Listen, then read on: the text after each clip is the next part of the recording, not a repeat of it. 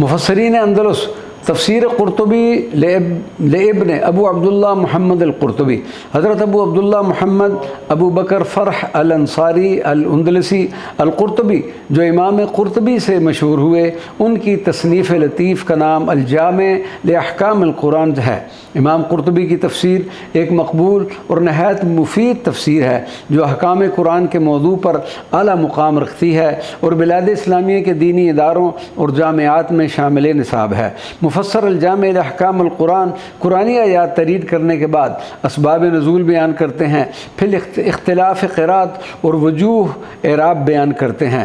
فاضل مفسر نے اپنے اسلاف سے بہت کچھ نقل کیا ہے، خاص طور پر تفسیر اور احکام القرآن کے سلسلے میں اسلاف کی مرویات کو اپنی تفسیر میں جگہ دی ہے۔ اگرچہ امام قرطبی کا فقہی مسلک مالکی تھا، لیکن اس باب میں آپ کا امتیاز یہ ہے کہ قرآنی احکام بیان کرتے وقت وہ کسی قسم کے تعصب یا جانبداری سے کام نہیں لیتے، بلکہ آپ دلائل کے ساتھ مسائل بیان